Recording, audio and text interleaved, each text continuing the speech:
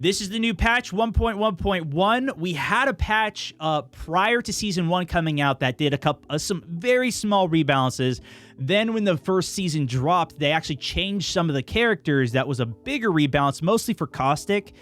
But that leads us to this one. April 16th patch. It is out now, so across all the different platforms, it is currently live, these changes. Maybe they left some of them out. We'll go through it and find out. I haven't really gone through this. I've seen some of the things on it, but I wanted to do kind of an initial impressions, reactions, because the last one of these I did super well. So let's get into it. We know there are some ongoing issues that have been frustrating you and the folks that didn't make it into this patch. We're actively working on improving, and we're aware of the reports of audio issues, slow-mo servers, hit rage, and more. This is some of the biggest issues that plague the game right now. They're not fixing it, unfortunately. Slow-mo servers, when you first go in, everything's going in slow. Fortunately, it happens to everybody, but the even worse one is the hit rage, where you will literally hear the sound effect of your bullet hitting the enemy. You'll see it, but it doesn't register. The no damage is actually done. I believe that's what they're referring to. I've definitely experienced that a lot. Legend balancing. At the start of season 1, we previously talked about our beloved thick boys. We're getting crushed due to their hitbox size compared to other legends. Yep.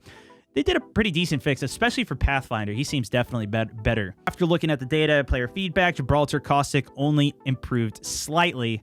Yeah, Gibraltar. I mean, Caustic had other buffs too, but Gibraltar's been doo-doo for this. I don't believe that hitbox and character kit tuning is sufficient to bring Gibraltar and Caustic in line with their smaller competitors. So they will get a new perk added to their passive, Fortified, which reduces damage taken by 10%. Okay. Now that's basically the same as increasing their health pool by 10%. But then they don't have to heal to it too, though. That seems even better, actually, reducing the overall damage taken. For them, at least. It was better for the game. We'll have to see. Over the week or two following this change, we'll be watching how they perform with the additional protection and aggressively tune them if they're still underperforming relative to their size. Our goal is to ensure both legends are viable picks by the end of this process. The big thing that they wanted to do with this was make it so, they talked about this in their last update, was they want to make it so the characters are still bigger. They want them to be bigger hitboxes and to be more powerful alongside that. That's how they're balancing it. So that's interesting. They're not planning on decreasing their hitbox size, is what I'm trying to say. Additionally, we're making a few quality of life adjustments to their kit to ensure their marquee abilities are more impactful on their individual playstyles. Fortified, reduce, okay. The ultimate throw distance increased the range. That's good. Caustic's ult is extremely powerful, especially indoors. And the gas damage per tick increased from 1 to 4. Which, I mean, if you stack a couple of them together, that will be far more annoying. I would just run into caustic traps and not even think about it. The biggest thing that was a concern was that he would know where you were and that it would slow you. It was never the damage that was ever a concern for me going into a caustic trap. So this might be a little spicier. Gibraltar obviously has the damage reduced as well, and his gun shield increases from 50 to 75 damage, so he'll be able to tank even more damage coming in on him. A lot of times you can just shoot around the shield since it doesn't cover his legs, and of course it doesn't cover his head, especially depending on which angle you're at on him. So I think this is probably the bigger benefit. Weapon balancing, though, this, of course, will affect everybody. On the weapon side of the equation, we've made a number of changes to try and improve the power of long-range gameplay. That's the thing. Right now, that is just complete, at least from the way that I play, completely irrelevant. It is all rushing people, closing distance, using a double primary combo in order to get kills. We're reducing the leg shot damage reductions of sniper category weapons, so you're not punished for landing inaccurate shots at long distances. That'll definitely make it more viable. It already takes several challenging shots to down someone at range. Yeah. And then on top of that, once you do down them, they just get revived in 5 seconds. So why would I snipe in this game right now? That's why I don't do it. Unless, I get a Kraber and pop the crab song, of course. Because of this difficult sniper environment, we're also reducing general sniper weapon sway and hitting the DMRs with a few targeted buffs to make it more viable to engage long legends at range. Nice. Okay, okay. The G7 Scout, triple take, and longbow lowered the leg damage reduction from 25% to 10%, so it only gets 10% penalty for hitting a leg shot, which is not much. Reduced the base weapon sway by about 33%, which is huge. Reduced, because especially in this game, you can't hold your breath. So to have that much sway is also kind of ridiculous. But we'll see how much that reduces, and reduced the base sway speed by about 25%. So that should be even easier to aim. The longbow specifically has a faster fire rate, which is fantastic. Increase the mag size. Maybe people even use this similar to how the wingman was used. Increase the magazine size from 5 to 6 rounds. Common mag extended. Okay, so then the extended mags go even larger with it. Yeah, I mean, 12-round mag, that's basically what the wingman was. Depends how fast it shoots and the damage, I guess. I don't know. The Havoc increased the base mag size to 32 as well. Jeez. The charge beam reduced the cost per shot, so you can shoot more in one mag. Increase the close range damage from 55 to 60. Increase the damage at range from 45 to 50. I never used it in the sniper mode. Outside of the first gameplay that I uploaded of it, I never used it again, dude. So we'll see. Close range damage fall off increase from 35 to 75.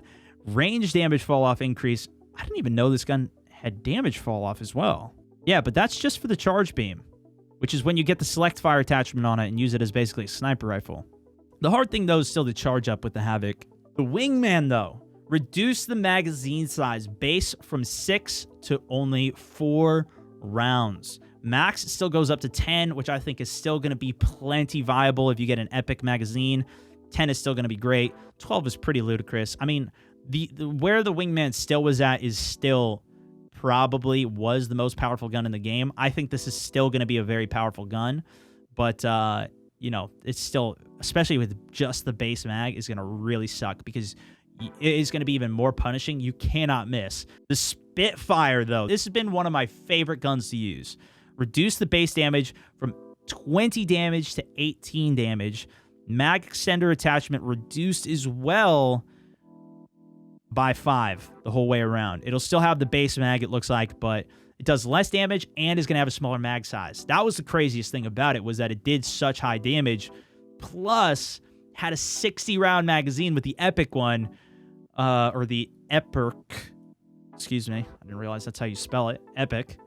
Thank you. That's a huge nerf. If anything, it just makes the 301 that much more powerful. Plus, the Havoc, having an additional mag size to it, that could be good. Still probably going to require the turbocharger. But look at this. This is one thing that I did see before going into this. Adjustments to the gold weapon. Before, the only good gold weapon, in my opinion, was the Peacekeeper.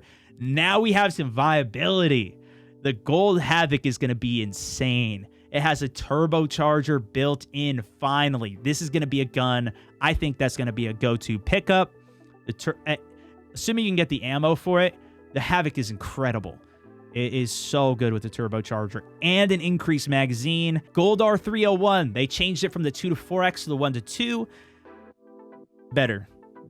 I will more likely take this now.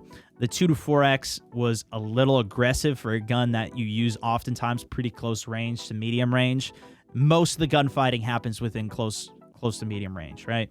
Yeah, and this is a beauty. The Golden Wingman will now have a digital threat. No, these are all fantastic. This is such a good change, though, for the Golden Wingman. This is gonna be good. Additional changes: jump ship speed. Increase the speed of the ship by about 50%. Yes. We felt the ship was moving a bit too slow after watching players behave, so we're speeding it up. So players that like to drop later in the flight path don't have to wait so long. Almost everybody jumps immediately out of the ship. Also, it's just faster to do that and even get farther away, just, you know, by doing the little dips and getting farther that way, than it is sometimes to wait. It's a lot of times the 2 jumps first will be the first ones down. So that's cool. But they don't mention anything about fixing bunny hopping. Of course, the hit reg and the other things that they discussed earlier. So yeah, I'm going to continue on then. I'm actually working on a bunny hopping video right now. I'm going to continue working on that, and that'll be coming soon too. But really awesome update. I'm excited to play it. Let me know what you guys think about it in the comments too. And yeah, good luck out there.